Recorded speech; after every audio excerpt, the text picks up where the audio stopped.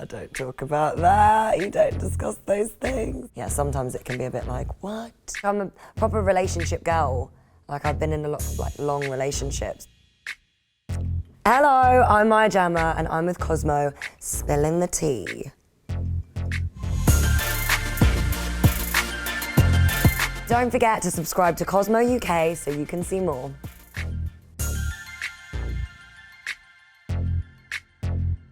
I think the best thing is I'm basically living my little childhood dream of being on telly and, you know, having a laugh and living La Vida Loca. I think that's nice, quite lit. The worst thing is, I don't know, I don't think there's anything bad. I suppose sometimes when it comes to boys or like meeting new people, you don't know if they're actually genuine or if they just, you know, want you to promote their business on your stories.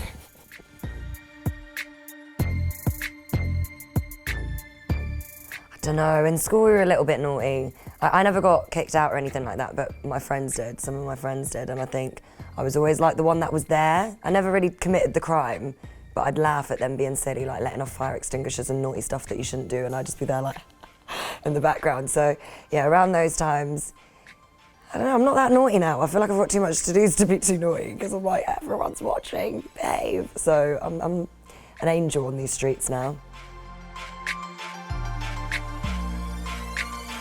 I don't know, it depends on the seasons in life. Like, I'm a proper relationship girl. Like, I've been in a lot long relationships, but now I'm single, so they're both all right. I think single in a pandemic's a bit of a different experience because you are single, but I'm all right with either.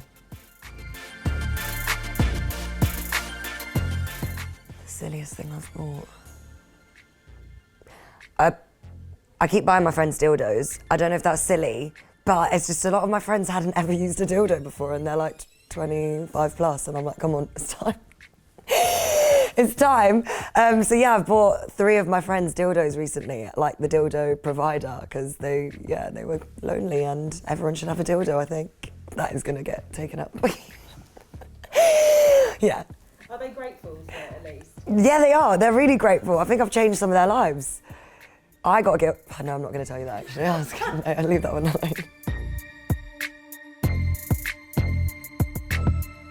My ideal Saturday night looks like being in my house with all my friends, with loads of drinks and food and just like sitting around and, yeah, just getting joke. And I know a lot of my friends make music and stuff, so when we get smashed, we like to make songs within the friend group. Mine obviously will never get released because they're trash, but it's like a nice little group activity to do. Or I'm half and half. I'm either like a really nice wholesome night in with the pals or like a massive IB for bender.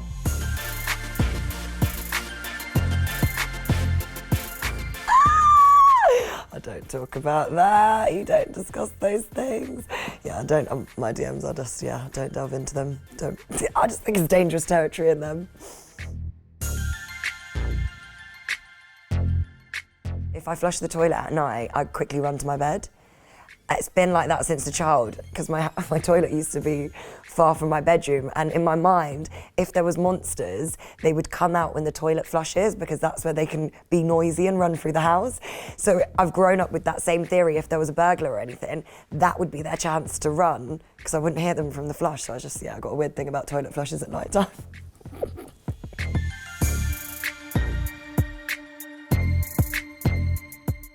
I don't know, I think it's just like rumours of me dating people that I've never even met, because I'm like, where do you even get that from? So once I've been in a different country and seen a headline like, Maya spotted kissing so-and-so here, and I was like, not even in the same country as the person, but yeah. I think at the beginning I'd get really like, what, why? And I'd want to argue back or, you know, reply and make sure they everybody knew that it was... Yeah, sometimes it can be a bit like, what?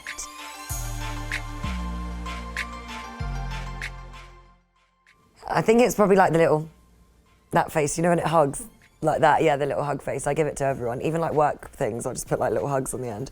And I put kisses on emails. I know that's a bit inappropriate, but a little kiss.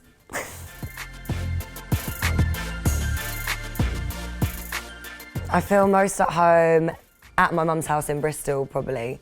I still think if it wasn't for my job, I'd probably live in Bristol. I love it so much. Look, I wore a Bristol top on purpose because I haven't been speaking about Bristol enough recently. She's had the same house for most of our life and another one where I was born, but they're in similar areas, and it just reminds me of loveliness and my friends and K-cider and, you know, wholesome nights out at La Coa. Not wholesome at all, but yeah. Yeah, I sometimes want to respond to trolls. I'm in and out with it. It depends on my day, it depends what's going on, it depends on the comment. If I can say something funny back, then I probably would sometimes. But if it's just straight up horrible, then I'll just mute them or block or ignore. I try not to though, because I've learned from my previous experience that when you reply to them, they get really excited and then that's their time to shine. And then all the insults come out, or it's like, oh my God, you replied, I love you. And it's the other way and you just think,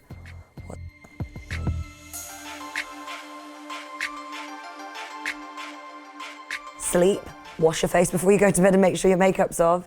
But also the double concealer tip. I used to just go straight one concealer because I thought that was enough, and then at the end of the day sometimes it would be a bit off colour or not stayed on properly. Now, on a tired day, I'm a 3 concealer woman. So yeah, I got that off her.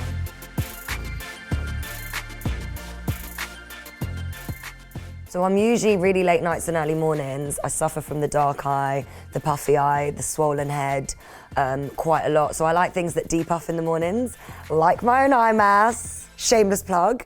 They are called Midge masks and they just come out, and they are the perfect little eye mask because they stick on. I like to put mine in the fridge, and honestly, as soon as I wake up, go downstairs, Midge mask on, brush my teeth and do all the other bits and bobs, and then by the time you're ready to put on your makeup and take them off, they just depuff you and leave like a smoother surface so your makeup fits better, and they're just great. I also like to just wear them places because if you don't want to do your full makeup, it's nice to just have a little accessory on the eye.